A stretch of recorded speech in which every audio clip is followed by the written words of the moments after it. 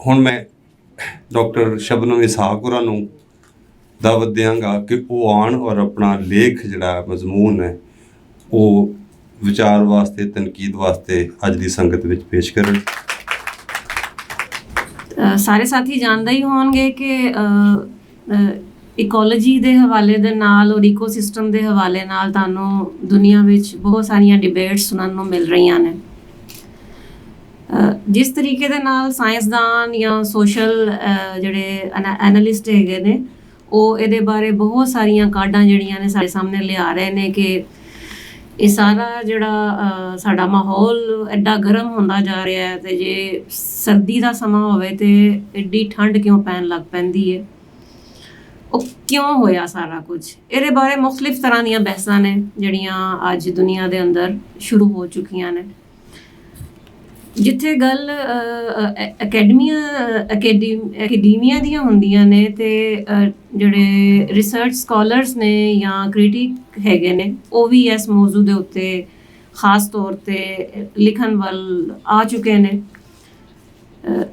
ਲੇਕਿਨ ਜਿੱਥੇ ਅਸੀਂ ਉਰਦੂ ਦੀ ਜਾਂ ਪੰਜਾਬੀ ਦੀ ਗੱਲ ਕਰਨੇ ਆ ਤੇ ਉਹ ਅਜੇ ਜ਼ਿਆਦਾ ਰਿਵਾਜ ਨਹੀਂ ਹੈ ਇਸ ਚੀਜ਼ ਦਾ, ਚੀਜ਼ਾਂ ਨੂੰ ਇਸ ਤਰ੍ਹਾਂ ਪਰਖਣ ਦਾ। ਸ਼ਾਇਰ, ਕਹਾਣੀਕਾਰ, ਨਾਵਲ ਨਿਗਾਰ ਚੂँकि ਇੱਕ ਖਾਸ ਤਰ੍ਹਾਂ ਦੇ ਮਾਹੌਲ ਵਿੱਚ ਹੀ ਪਰਵਰਿਸ਼ ਪਾਉਂਦਾ ਹੈ ਅਤੇ ਉਹਦੇ ਜਿਹੜੇ ਮੌਜ਼ੂਆਤ ਨੇ ਉਹ ਇਹਨਾਂ ਤੋਂ ਪਰੇ ਨਹੀਂ ਰਹਿ ਸਕਦੇ। ਤੁਸੀਂ ਨਾਵਲ ਦੇਖਿਆ ਹੋਏਗਾ ਕਿ ਨੈਨਸੁਖ ਦਾ ਨਾਵਲ ਵਬਾ ਤੇ ਵਸੇਬ ਜਿਹੜਾ ਹੈ ਉਹ ਇਹਦੀ ਮਿਸਾਲ ਹੈ ਕਿ ਉਹਨੇ ਕਿਸ ਤਰ੍ਹਾਂ ਕਰੋਨਾ ਨੂੰ ਔਰ ਮੁਖਤਲਿਫ ਤਰ੍ਹਾਂ ਦੀਆਂ ਜਿਹੜੀਆਂ ਚੀਜ਼ਾਂ ਨੂੰ ਹੈ ਉਹਨੂੰ ਮੌਜ਼ੂ ਬਣਾਇਆ। ਸਾਡੇ ਸਾਹਮਣੇ ਗੱਲ ਐ ਸੀ ਕਿ ਕਿਆ ਜਿਹੜਾ ਇਕੋਲੋਜੀ ਦਾ ਸਿਸਟਮ ਹੈ ਜਾਂ ਇਕੋ ਸਿਸਟਮ ਹੈ ਉਹ ਸਿਰਫ ਅੱਜ ਦਾ ਹੀ ਮਸਲਾ ਰਿਹਾ ਹੈ ਜਾਂ ਪਿਛਲੇ ਪੁਰਾਣੇ ਜਿਹੜੇ ਸ਼ਾਇਰ ਸਨ ਜਾਂ ਜਿਹੜੇ ਕਲਾਸਿਕੀ ਦੌਰ ਦੇ ਸ਼ੌਰਾ ਨੇ ਉਹਨਾਂ ਦਾ ਵੀ ਕੋਈ ਧਿਆਨ ਇਸ ਵੱਲ ਹੈ ਸੀ ਜਾਂ ਨਹੀਂ ਸੀ, ਜਾਂ ਉਹਨਾਂ ਦੀ ਜੁੜਤ ਜਿਹੜੀ ਹੈ ਉਹ ਨੇਚਰ ਦੇ ਨਾਲ ਕਿਸ ਤਰ੍ਹਾਂ ਦੀ ਸੀ। ਮੇਰਾ ਚੂँकि ਖਾਸ ਤੌਰ 'ਤੇ ਕਲਾਸਿਕੀ ਸ਼ਾਇਰੀ ਦੇ ਹਵਾਲੇ ਦੇ ਨਾਲ ਜ਼ਿਆਦਾ ਵਾਹ ਰਹਿੰਦਾ ਹੈਗਾ ਹੈ ਪੜ੍ਹਨ ਪੜ੍ਹਾਉਣ ਦੇ ਹਵਾਲੇ ਨਾਲ, ਅਤੇ ਜਿਹੜਾ ਸਾਡਾ ਪਹਿਲਾ ਸ਼ਾਇਰ ਹੈ ਬਾਬਾ ਫਰੀਦ ਉਹਨੂੰ ਥੋੜ੍ਹਾ ਜਿਹਾ ਦੇਖਣ ਦਾ ਮੌਕਾ ਮਿਲਿਆ ਕਿ ਤੁਸੀਂ ਸ਼ਲੋਕ ਦੇਖਦੇ ਹੋ ਉਹਦੇ ਜਿਹੜੇ ਹੁੰਦੇ ਤਾਂ ਦੋ ਮਿਸਰੇ ਨੇ, ਲੇਕਿਨ ਜਿਹੜਾ ਪਹਿਲਾ ਮਿਸਰਾ ਹੈ ਉਹ ਉਹਦਾ ਹਮੇਸ਼ਾ ਨੇਚਰ ਨਾਲ ਜੁੜਿਆ ਹੁੰਦਾ ਹੈ। ਕੁਝ ਸ਼ਲੋਕ ਐਸੇ ਹੈਗੇ ਨੇ ਜਿਨ੍ਹਾਂ ਦੇ ਅੰਦਰ ਤੁਹਾਨੂੰ ਨੇਚਰ ਨਜ਼ਰ ਨਹੀਂ ਆਏਗੀ। ਮਿਸਾਲ ਦੇ ਤੌਰ 'ਤੇ ਉਹ ਦਰਖਤ ਦੀ ਗੱਲ ਕਰਦਾ ਹੈ, ਉਹ ਮਿੱਟੀ ਦੀ ਗੱਲ ਕਰਦਾ ਹੈ, ਨਦੀ ਦੀ ਗੱਲ ਕਰਦਾ ਹੈ, ਜੰਗਲ ਦੀ ਗੱਲ ਕਰਦਾ ਹੈ, ਬੇਲੇ ਦੀ ਗੱਲ ਕਰਦਾ। ਇਹਦੀ ਮਿਸਾਲ ਅਸੀਂ ਹੁਣ ਦੇਵਾਂਗੇ ਕੁਝ ਜਿਹੜੇ ਸ਼ੇਰੀ ਸੂਰਤਾਂ ਨੇ ਉਹਦੀਆਂ ਕਿ ਉਹ ਕਿਸ ਤਰੀਕੇ ਦੇ ਨਾਲ ਪਹਿਲੇ ਇੱਕ ਤਸਵੀਰ ਪੇਸ਼ ਕਰਦਾ ਹੈ, ਇੱਕ ਪੇਂਟਿੰਗ ਬਣਾਉਂਦਾ ਹੈ ਪੂਰੀ ਜਿਹੜੀ ਸਾਡੇ ਇੱਥੋਂ ਦੀ ਜਿਹੜੀ ਰਹਿਤਲ ਹੈ ਉਹਦੇ ਅੰਦਰ ਜਿਹੜੇ ਰੁੱਖ ਨੇ ਉਹਨਾਂ ਦੇ ਨਾਲ, ਨਦੀ ਦੇ ਨਾਲ, ਪਰਿੰਦਿਆਂ ਦੇ ਨਾਲ, ਜਾਨਵਰਾਂ ਦੇ ਨਾਲ ਉਹ ਤਸਵੀਰ ਬਣਾ ਕੇ ਜਿਹੜਾ ਆਪਣਾ ਮੌਜ਼ੂ ਹੈ ਅਗਲੇ ਸ਼ੇਰ ਦੇ ਅੰਦਰ ਬਿਆਨ ਕਰ ਛੱਡਦਾ।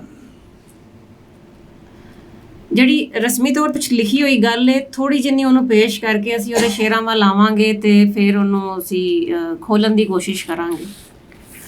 ਮੌਜ਼ੂ ਮੇਰਾ ਸੀ ਕਿ ਬਾਬਾ ਫਰੀਦ ਐਨ ਇਕੋਲੋਜਿਸਟ। ਫਿਤਰਤ ਤੇ ਬੰਦਾ ਮੁੱਢੋਂ ਹੀ ਭਿੜਦੇ ਆਏ ਨੇ, ਬੰਦਾ ਭੁਲਾਰ ਬਣ ਇਹ ਮਨੋਂ ਵਿਸਾਰ ਬੈਠਾ ਕਿ ਉਹ ਆਪੋ ਵੀ ਐਸੇ ਦਾ ਹੀ ਅੰਗ ਏ। ਬੰਦੇ ਦੀ ਉਸਾਰੀ ਚਾਰ ਸ਼ੈਵਾਂ ਅੱਗ, ਹਵਾ, ਮਿੱਟੀ ਤੇ ਪਾਣੀ ਨਾਲ ਹੋਈ ਮੰਨੀ ਜਾਂਦੀ ਹੈ। ਨਾਨਕ ਦਾ ਇੱਕ ਮਿਸਰਾ ਸੀ ਉਹ ਐਸੇ ਹਵਾਲੇ ਦੇ ਨਾਲ ਚਾਰ ਪਦਾਰਥਾਂ ਦੀ ਗੱਲ ਕਰਦਾ, ਉਹਨੂੰ ਮੈਂ ਤੁਹਾਨੂੰ ਸੁਣਾਉਣਾ ਚਾਹਾਂਗੀ ਕਿ ਚਾਰ ਪਦਾਰਥ ਲੈ ਜਗ ਆਇਆ, ਸ਼ਿਵ ਸ਼ਕਤੀ ਘਰ ਵਾਸਾ ਪਾਇਆ। ਸ਼ਿਵ ਸ਼ਕਤੀ ਤੋਂ ਮੁਰਾਦ ਮੇਲ ਔਰ ਫੀਮੇਲ ਦੋਨਾਂ ਦਾ ਜਿਹੜਾ ਬਾਅਦ ਚੋਂ ਬਣੀ ਨੂੰ ਇਨਸਾਨ ਜਾਂ ਉਹ ਜਿਹੜੀ ਪੂਰੀ ਖਲਕਤ ਹੈ ਉਹਦੀ ਉਸਾਰੀ ਦੇ ਅੰਦਰ ਕਿਸ ਤਰੀਕੇ ਦੇ ਨਾਲ ਮੇਲ ਔਰ ਫੀਮੇਲ ਜਿਹੜੇ ਨੇ ਉਹਨੂੰ ਵਧਾਉਂਦੇ ਨੇ। ਸੋ ਜਿਹੜੇ ਚਾਰ ਪਦਾਰਥ ਨੇ ਅੱਗ, ਹਵਾ, ਮਿੱਟੀ, ਪਾਣੀ, ਉਹਦਾ ਸਾਨੂੰ ਜ਼ਿਕਰ ਜਿਹੜਾ ਹੈ ਉਹ ਸ਼ਾਇਰਾਂ ਦੇ ਕੋਲ ਵੀ ਮਿਲਦਾ ਹੈ। ਜ਼ਾਹਿਰ ਹੈ ਕਿ ਉਹ ਜਾਣੂ ਸਨ ਖਾਸ ਤੌਰ 'ਤੇ ਧਰਤੀ ਦੇ ਵੀ, ਸਾਇੰਸ ਦੇ ਵੀ, ਜਾਂ ਤੁਸੀਂ ਕਹਿ ਲਓ ਕਿ ਜਿਹੜੀ ਸਾਡੀ ਲੋਕਲ ਵਿਜ਼ਡਮ ਹੈਗੀ ਹੈ ਉਹਨਾਂ ਨੂੰ ਇਹ ਗੱਲ ਸਿਖਾਉਂਦੀ ਸੀ। ਸੋ ਜਿਹੜਾ ਚਾਰ ਪਦਾਰਥਾਂ ਨਾਲ ਬਣਿਆ ਹੋਇਆ ਬੰਦਾ ਹੈ, ਪੁਰਾਣੇ ਵੇਲਿਆਂ ਵਿੱਚ ਜਦੋਂ ਤਹਿਜ਼ੀਬ ਦਾ ਮੁੱਢ ਨਹੀਂ ਬੱਝਾ ਸੀ, ਕੁਦਰਤ ਦੀ ਹਰ ਸ਼ੈ ਨੂੰ ਰੱਬ ਮੰਨ ਪੂਜਦਾ ਤੇ ਉਸੇ ਨੂੰ ਹਰ ਆਸ ਨੂੰ ਪੂਰਨ ਦਾ ਵਸੀਲਾ ਜਾਣਦਾ, ਹੌਲੀ ਹੌਲੀ ਹਯਾਤੀ ਦਾ ਪੰਧ ਕੱਟਦਾ ਰਿਹਾ। ਪੱਥਰ, ਜੰਗਲ, ਧਾਤਾਂ, ਜ਼ਰਈ, ਮਸ਼ੀਨੀ, ਐਟਮੀ ਤੇ ਅੱਜ ਆਰਟੀਫਿਸ਼ੀਅਲ ਇੰਟੈਲੀਜੈਂਸ ਦੇ ਵੇਲੇ ਤੱਕ ਦਾ ਪੰਧ ਉਹਨੇ ਬਹੁਤ ਸਾਰੇ ਬਦਲਾਅ ਲੈ ਬੰਦੇ ਮੋਰੇ ਆਣ ਖਲੋਤਾ। ਯਾਨੀ ਅਸੀਂ ਜਿਹੜੇ ਮੁਖਤਲਿਫ ਤਰ੍ਹਾਂ ਦੇ ਸਾਡੇ ਦੌਰ ਸਨ, ਪੱਥਰ ਦਾ ਜ਼ਮਾਨਾ, ਧਾਤਾਂ ਦਾ ਜ਼ਮਾਨਾ, ਤੇ ਅੱਜ ਜਿਹੜਾ ਅਸੀਂ AI ਦੀ ਏਜ ਹੈ ਉਹਦੇ ਵਿੱਚ ਖਲੋਤੇ ਹੋਏ ਹਾਂ। ਇਹ ਜਿਹੜੀਆਂ ਤਬਦੀਲੀਆਂ ਨੇ ਹਰ ਜ਼ਮਾਨੇ ਦੇ ਅੰਦਰ, ਹਰ ਏਜ ਦੇ ਅੰਦਰ ਸ਼ਾਇਰ ਨੂੰ, ਲਿਖਾਰੀ ਨੂੰ ਵੀ ਮੁਤਾਸਿਰ ਕਰਦੀਆਂ ਰਹੀਆਂ ਨੇ। ਤੇ ਹਰ ਵੇਲੇ ਅੰਦਰ ਉਹਨੇ ਫਿਤਰਤ ਤੇ ਕਾਬੂ ਪਾਉਣ ਦੇ ਵੱਖ-ਵੱਖ ਢੰਗ ਵਰਤੇ। ਪੱਥਰ ਦੇ ਜ਼ਮਾਨੇ ਵਿੱਚ ਕੱਚਾ ਮਾਸ ਖਾਂਦੇ ਖਾਂਦੇ ਅੱਗ ਦਰਿਆਫਤ ਕਰ ਸ਼ੈਵਾਂ ਪਕਾ ਕੇ ਖਾਣੀਆਂ, ਆਪਣੇ ਚੁਫੇਰ ਨੂੰ ਨਿੱਘਿਆਂ ਰੱਖਣ ਤੇ ਖੂੰਖਾਰ ਜਾਨਵਰਾਂ ਤੋਂ ਬਚਾਉਣ ਲਈ ਵਰਤਿਆ। ਟੁੱਕਰ ਤੇ ਛੱਪਰ ਵੱਲੋਂ ਸੌਖਿਆਂ ਹੁੰਦੇ ਹੀ ਉਹਨੇ ਕੁਦਰਤ ਨੂੰ ਸਿਧਾਵਣ ਤੇ ਆਪਣੇ ਸੋਹਣਪ ਦੇ ਵਧਾ ਲਈ ਵਰਤਨ ਵੱਲ ਪੈਰ ਵਧਾਏ। ਵੇਲਾ ਲੰਘਣ ਨਾਲ ਇਹ ਟੋਟ ਤਰੀਖੀ ਤੋਂ ਤਰੀਖੀ ਹੁੰਦੀ ਚਲੀ ਗਈ। ਯਾਨੀ ਪਹਿਲੇ ਸਿਰਫ ਬੇਸਿਕ ਨੀਡਸ ਸਨ, ਉਸ ਤੋਂ ਬਾਅਦ ਲਗਜ਼ਰੀ ਵੱਲ ਬੰਦਾ ਜਿਹੜਾ ਵਧਣਾ ਸ਼ੁਰੂ ਹੋ ਗਿਆ ਸੀ ਕਿ ਐਸਥੈਟਿਕਸ ਜਿਹੜੀਆਂ ਨੇ ਉਹਨਾਂ ਨੂੰ ਕਿਸ ਤਰੀਕੇ ਦੇ ਨਾਲ ਐਨਹਾਂਸ ਕੀਤਾ ਜਾ ਸਕਦਾ ਹੈ ਔਰ ਆਪਣੇ এনवायरमेंट ਨੂੰ ਜ਼ਿਆਦਾ ਤੋਂ ਜ਼ਿਆਦਾ ਆਰਾਮਦੇਹ ਬਣਾਉਣ ਦੇ ਲਈ ਉਹ ਜ਼ਿਆਦਾ ਤਗੋਦੋ ਸ਼ੁਰੂ ਹੋ ਗਈ। ਤਰੱਕੀ ਦੇ ਇਸ ਟੋਰੇ ਨੂੰ ਅਸੀਂ ਰੁੱਖ ਦੀ ਮਿਸਾਲ ਰਾਹੀਂ ਜਾਂਚ ਸਕਦੇ ਹਾਂ। ਮੁੱਢ ਵਿੱਚ ਰੁੱਖ ਆਸਰੇ ਖੁਰਾਕ ਲਈ ਵਰਤੇ ਜਾਂਦੇ, ਫਿਰ ਇਨਸਾਨ ਨੇ ਇਹਦੇ ਫੁੱਲ ਤੇ ਫਲ ਰਾਹੀਂ ਆਪਣਾ ਢਿੱਡ ਭਰਨ ਦੇ ਨਾਲ ਨਾਲ ਰੋਗਾਂ ਦੇ ਦਾਰੂ ਲਈ ਵੀ ਵਰਤਿਆ। ਮੁੜ ਲੱਕੜ ਨੂੰ ਬਾਲਣ ਤੇ ਹੌਲੀ ਹੌਲੀ ਇਹਦੇ ਨਾਲ ਵਰਤਨ ਦੀਆਂ ਸ਼ੈਵਾਂ ਬਣਾਈਆਂ।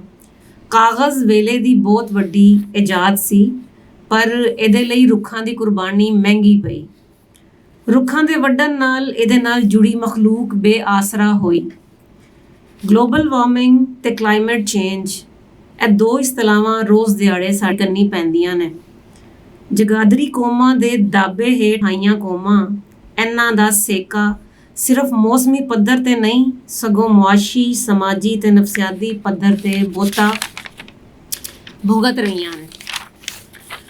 ਸਾਇੰਸਦਾਨਾਂ ਕਾਫੀ ਚਿਰ ਪਹਿਲਾਂ ਤੋਂ ਹੀ ਚੀਖ ਚਹਾੜਾ ਪਾਉਣਾ ਸ਼ੁਰੂ ਕਰ ਦਿੱਤਾ ਸੀ, ਪਰ ਤਰੱਕੀ ਦੀਆਂ ਪੌੜੀਆਂ ਚੜ੍ਹਦਾ ਇਨਸਾਨ ਐਸ ਨੂੰ ਇੱਕ ਕੰਨੋਂ ਸੁਣ ਦੂਜਿਓਂ ਕੱਢਦਾ ਬਲਦੀ ਤੇ ਤੇਲ ਪਾਉਂਦਾ ਰਿਹਾ।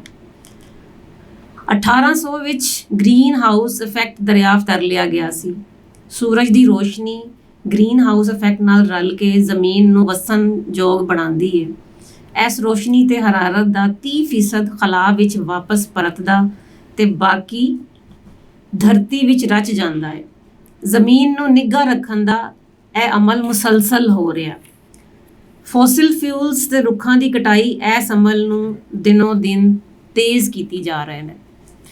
ਇਹ ਸਾਰਾ ਬੈਕਗ੍ਰਾਉਂਡ ਸੀ ਕਿ ਅਸੀਂ ਕਿਸ ਤਰੀਕੇ ਨਾਲ ਤਰੱਕੀ ਵੱਲ ਅੱਗੇ ਵਧੇ ਹਾਂ ਤੇ ਜਿਹੜਾ ਫਿਜ਼ਾ ਦੇ ਅੰਦਰ ਜਿਹੜੀ ਉਹ ਗਰਮ ਰੱਖਣ ਦੀ ਜਿਹੜੀ ਚੀਜ਼ਾਂ ਹੁੰਦੀਆਂ ਨੇ ਉਹਨਾਂ 'ਚ ਅਸੀਂ ਵਾਧਾ ਕੀਤਾ ਹੈ। ਜਿਹੜੀ 30% ਸਾਨੂੰ ਲੋੜ ਹੈਗੀ ਸੀ ਉਹ 30% ਦੀ ਬਜਾਏ, ਕਿਉਂਕਿ ਆਲੂਦਗੀ ਇੰਨੀ ਜ਼ਿਆਦਾ ਹੈ ਕਿ ਉਹ ਮਾਦੇ ਵਾਪਸ ਨਹੀਂ ਪਰਤ ਸਕਦੇ, ਉਹ ਜ਼ਮੀਨ ਦਾ ਹੀ ਹਿੱਸਾ ਰਹਿੰਦੇ ਨੇ, ਉਹ ਟਰੈਪ ਹੋ ਜਾਂਦੀਆਂ ਨੇ ਇੱਥੇ ਚੀਜ਼ਾਂ।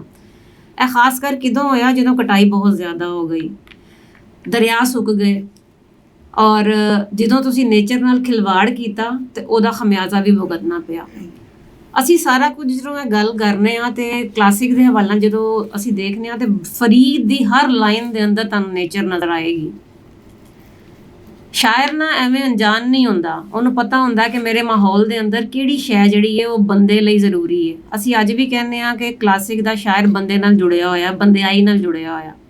ਅਸੀਂ ਸਿਰਫ ਰਵਾਦਾਰੀ ਦੀ ਗੱਲ ਕੀਤੀ, ਉਹ ਬੰਦਿਆਈ ਦੀ ਗੱਲ ਕੀ ਕਰਦੇ ਸਨ? ਬੰਦਿਆਈ ਤੇ ਇਹਦੇ ਵਿੱਚ ਵੀ ਹੈਗੀ ਹੈ ਕਿ ਤੁਸੀਂ ਜਿਹੜੀਆਂ ਸ਼ੈਵਾਂ ਦੇ ਨਾਲ ਬੰਦਾ ਬਣਿਆ ਹੈ ਉਹਨਾਂ ਦੀ ਹਿਫਾਜ਼ਤ ਕਰੇ।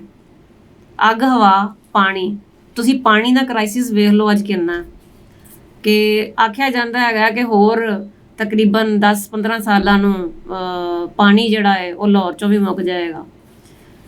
ਤੇ ਇਹ ਸਾਰੀਆਂ ਚੀਜ਼ਾਂ ਜਿਹੜੀਆਂ ਨੇ ਉਹ ਕਿਸ ਤਰੀਕੇ ਦੇ ਨਾਲ ਸ਼ਾਇਰ ਜਿਹੜਾ ਕਲਾਸਿਕ ਦਾ ਫਰੀਦ ਹੈ ਉਹ ਇਹਨੂੰ ਕਿਸ ਤਰ੍ਹਾਂ ਪੇਸ਼ ਕਰਦਾ ਹੈ। ਤੁਸੀਂ ਕੰਟਰੋਲਡ ਵੈਜੀਟੇਬਲ ਜਾਂ ਵੈਜੀਟੇਸ਼ਨਸ ਜਿਹੜੀਆਂ ਨੇ ਉਹਨਾਂ ਦਾ ਨਾਂ ਸੁਣਿਆ ਹੋਵੇਗਾ। ਅਸੀਂ ਸਾਰਾ ਸਾਲ ਨਾ ਤੋਰੀਆਂ ਖਾਂਦੇ ਰਹਿੰਦੇ ਹਾਂ, ਕਰੇਲੇ ਵੀ ਸਾਰਾ ਸਾਲ ਖਾਂਦੇ ਰਹਿੰਦੇ ਹਾਂ, ਲੇਕਿਨ ਸਿਆਣੇ ਕਹਿੰਦੇ ਸਨ ਕਿ ਮੌਸਮ ਦਾ ਫਲ ਖਾਈਦਾ। ਤੁਸੀਂ ਜਦੋਂ ਸਾਰੀਆਂ ਚੀਜ਼ਾਂ ਨੂੰ ਬਿਲਕੁਲ ਉਲਟ ਕਰਕੇ ਰੱਖ ਦਿਓਗੇ, ਤਰੱਕੀ ਦੇ ਨਾਂ ਤੇ ਉਹਦਾ ਖਮਿਆਜ਼ਾ ਵੀ ਤੁਹਾਨੂੰ ਭੁਗਤਣਾ ਪਏਗਾ। ਫਰੀਦ ਦੀ ਇੱਕ ਲਾਈਨ ਹੈ ਇੱਕ ਸ਼ਲੋਕ ਦੀ ਪਹਿਲੀ, ਪਹਿਲੇ ਪਹਿਰ ਫੁੱਲੜਾ फल भी पिछा रात, जो जागे लहण से साई कनो दात। ਹੁਣ ਜਿਹੜੀਆਂ ਸਾਨੂੰ ਦਾਤਾਂ ਮਿਲੀਆਂ ਹੋਈਆਂ ਸਨ, ਅਸੀਂ ਇਹਨਾਂ ਦੇ ਨਾਲ ਐਸ ਤਰੱਕੀ ਦੇ ਨਾਂ ਤੇ ਅਸੀਂ ਚੀਜ਼ਾਂ ਨੂੰ 12 ਮਹੀਨੇ ਆਪਣੇ ਲਈ ਪ੍ਰੋਵਾਈਡ ਕੀਤਾ। 12 ਮਹੀਨੇ ਹੋਣ ਦੀ ਵਜ੍ਹਾ ਤੋਂ ਅਸੀਂ ਉਹਦਾ ਉਹ ਫਾਇਦਾ ਨਹੀਂ ਚੁੱਕ ਸਕਦੇ ਜਿਹੜਾ ਮੌਸਮ ਦੇ ਪੱਕਣ ਦੇ ਨਾਲ ਸਾਨੂੰ ਉਹ ਛਾਵਾਂ ਕੁਦਰਤੀ ਤੌਰ 'ਤੇ ਮਿਲਦੀਆਂ ਸਨ। ਇਹਨਾਂ ਦੀ ਦੂਸਰੀ ਮਿਸਾਲ ਇਹ ਹੈਗੀ ਹੈ ਕਿ ਕੰਟਰੋਲਡ ਵੈਜੀਟੇਸ਼ਨ ਤੋਂ ਇਲਾਵਾ ਜਦੋਂ ਅਸੀਂ ਗੱਲ ਕਰਨੇ ਆ ਨਾ ਕਿ ਅਸੀਂ ਠੰਡ ਵਿੱਚ ਜਾਣ ਦੇ ਲਈ ਅੱਜ ਕੱਲ੍ਹ ਏਸੀ ਤੋਂ ਬਗੈਰ ਨਹੀਂ ਰਹਿ ਸਕਦੇ ਹੁੰਦੇ, ਅਸੀਂ ਗੱਡੀਆਂ ਜਿਹੜੀਆਂ ਨੇ ਸ਼ੈਲਟਰ ਥੱਲੇ ਲਿਆਉਣ ਦੇ ਲਈ ਦਰਖਤ ਲੱਭ ਰਹੇ ਹੁੰਦੇ ਹਾਂ, ਲੇਕਿਨ ਜਦੋਂ ਉਹਨਾਂ ਦੀ ਕਟਿੰਗ ਹੋ ਜਾਂਦੀ ਹੈ ਤੇ ਅਸੀਂ ਕੀ ਕਰਨੇ ਹੈਗੇ ਆ, ਆਪਣੇ এনवायरमेंट ਨੂੰ ਜ਼ਿਆਦਾ ਗਰਮ ਕਰਨੇ ਆ। 30% ਜਿਹੜਾ ਸਾਨੂੰ ਚਾਹੀਦਾ ਉਹਨੂੰ ਅਸੀਂ ਤਕਰੀਬਨ ਹੁਣ ਕਹਿੰਦੇ ਨੇ ਆਈਡੀਆ ਹੈਗਾ ਕਿ 70% ਤੋਂ ਕ੍ਰਾਸ ਕਰ ਚੁੱਕੇ ਹਾਂ ਅਸੀਂ ਉਸ ਹੀਟ ਵੇਵ ਨੂੰ। ਇੱਥੇ ਤੁਸੀਂ ਦੇਖੋ ਕਿ ਉਹ ਕਹਿ ਰਿਹਾ ਹੈ, ਕੱਤਕ ਕੂੰਜਾਂ ਚੇਤ ਡੋਂ ਸਾਵਣ ਬਿਜਲੀਆਂ। ਕੋਈ ਡੇਟ ਯਾਦ ਹੈ ਕਿ ਸਾਵਣ ਦੇ ਵਿੱਚ ਹੀ ਉਨੀਆਂ ਬਾਰਿਸ਼ਾਂ ਪਿਛਲੇ ਸਾਲ ਵੀ ਹੋਈਆਂ ਸਨ? ਨਹੀਂ ਸੀ ਹੋਈਆਂ। ਔਰ ਜਿਹੜਾ ਮੌਨਸੂਨ ਹੈ ਉਹਦਾ ਟਾਈਮ ਵੀ ਚੇਂਜ ਹੋ ਗਿਆ ਹੋਇਆ, ਐਸੇ ਤਰ੍ਹਾਂ ਹੀ ਹੈ। ਤੇ ਇਹ ਸਾਰੀਆਂ ਚੀਜ਼ਾਂ ਜਿਹੜੀਆਂ ਨੇ ਉਹ ਵੇਲੇ ਦੇ ਨਾਲ ਇਹਦੇ ਖਿਲਵਾੜ ਦੀ ਵਜ੍ਹਾ ਤੋਂ ਜਿਹੜੀਆਂ ਨੇ ਨਾ ਉਹ ਬਦਲੀਆਂ ਨੇ। ਇੱਕ ਹੋਰ ਫਰੀਦਾ ਰੁੱਤ ਫਿਰੀ ਵਨ ਕੰਬਿਆ, ਪੱਤ ਝੜੀ ਝੜ ਪਾਏ। ਰੁੱਤ ਫਿਰਦੀ ਹੈ ਤੇ ਵਣ ਕੰਬ ਜਾਂਦਾ ਹੈ, ਪੱਤੇ ਝੜ ਜਾਂਦੇ ਨੇ, ਨਵੇਂ ਪੱਤੇ ਆ ਜਾਂਦੇ ਨੇ। ਲੇਕਿਨ ਹੁਣ ਤੁਸੀਂ ਦੇਖ ਰਹੇ ਹੋ ਕਿ ਹਨੇਰੀਆਂ, ਫਲੱਡ ਔਰ ਬਾਕੀ ਸਾਰੀਆਂ ਚੀਜ਼ਾਂ ਹੈਗੀਆਂ ਨੇ ਉਹ ਉਸ ਤਰ੍ਹਾਂ ਨਹੀਂ ਆਉਂਦੀਆਂ। ਪਹਿਲੇ ਸਾਨੂੰ ਪਤਾ ਹੁੰਦਾ ਸੀ ਕਿ ਫਲਾਣੇ ਮਹੀਨੇ ਦੇ ਅੰਦਰ ਨਾ ਸੈਲਾਬ ਆਉਣਗੇ, ਫਲਾਣੇ ਮਹੀਨੇ ਦੇ ਅੰਦਰ ਜ਼ਲਜ਼ਲੇ ਆਉਣਗੇ, ਲੇਕਿਨ ਹੁਣ ਸਾਰਾ ਕੁਝ ਤਿੱਤਰ ਬਿੱਤਰ ਹੋ ਚੁੱਕਿਆ ਹੋਇਆ। ਰੁੱਖਾਂ ਦੀ ਜਿਰਾਂਦ ਦੀ ਗੱਲ ਕਰਦਾ ਹੈ ਉਹ, ਰੁੱਖਾਂ ਦੀ ਜਿਰਾਂਦ। ਜਿਹੜਾ ਬੰਦੇ ਦਾ ਜਿਗਰਾ ਹੈ ਉਹ ਵੀ ਰੁੱਖਾਂ ਵਰਗਾ ਹੋਣਾ ਚਾਹੀਦਾ। ਇੱਕ ਸ਼ਾਇਰ ਜਿਹੜਾ ਬੰਦੇ ਦੇ ਜਿਗਰੇ ਨੂੰ ਵੀ ਰੁੱਖ ਨਾਲ ਤਸ਼ਬੀਹ ਦੇ ਰਿਹਾ ਹੈ ਜਾਂ ਉਹਦੇ ਮੁਤਬਾਦਲ ਗਿਰਦਾਨ ਰਿਹਾ ਹੈ, ਤੇ ਇਹਦਾ ਮਤਲਬ ਹੈ ਕਿ ਉਹ ਨੇਚਰ ਦੇ ਨਾਲ ਬਹੁਤ ਰਚ ਮਿਚ ਕੇ ਆਪਣੀ ਹਯਾਤੀ ਬਸਰ ਕਰਦਾ ਸੀ, ਔਰ ਜਿਹੜਾ ਆਲ ਦੁਆਲਾ ਸੀ ਉਹ ਜ਼ਿਆਦਾ ਈਕੋ ਫਰੈਂਡਲੀ ਸੀ। ਅੱਜ ਤੁਹਾਨੂੰ ਬਹੁਤ ਸਾਰੇ ਸ਼ੇਰੀ ਸੂਰਤਾਂ ਮਿਲਣਗੀਆਂ, ਬੜੇ ਸ਼ਾਇਰ ਹੁਣ ਵੀ ਲਿਖ ਰਹੇ ਹੈਗੇ ਨੇ, ਉਹਨਾਂ ਦੇ ਵਿੱਚ ਇਸ ਤਰ੍ਹਾਂ ਦੀ ਜਿਹੜੀ ਜੁੜਤ ਹੈ ਉਹ ਨਜ਼ਰ ਤੇ ਆਉਂਦੀ ਹੈ, ਲੇਕਿਨ ਤੁਹਾਨੂੰ ਬਹੁਤਾਤ ਨਹੀਂ ਨਜ਼ਰ ਆਏਗੀ। ਮੇਰਾ ਨਹੀਂ ਖਿਆਲ ਕਿ ਇੰਨਾ ਜ਼ਿਆਦਾ ਹਰ ਮਿਸਰਾ ਜਿਹੜਾ ਹੈਗਾ ਉਹ ਨੇਚਰ ਨਾਲ ਸ਼ੁਰੂ ਹੁੰਦਾ ਹੋਵੇ, ਮੇਰੀ ਨਜ਼ਰ ਤੋਂ ਨਹੀਂ ਗੁਜ਼ਰਿਆ। ਬਹੁਤ ਸਾਰੇ ਲੋਕ ਨੇ ਜਿਹੜਾ ਬਹੁਤ ਕੁਝ ਪੜ੍ਹ ਰਹੇ ਨੇ, ਅਗਰ ਕਿਸੇ ਕੋਲ ਕੋਈ ਮਿਸਾਲ ਹੋਵੇ ਤੇ ਉਹ ਜ਼ਰੂਰ ਮੇਰੇ ਇਲਮ 'ਚ ਵੀ ਇਜ਼ਾਫਾ ਹੋਏਗਾ।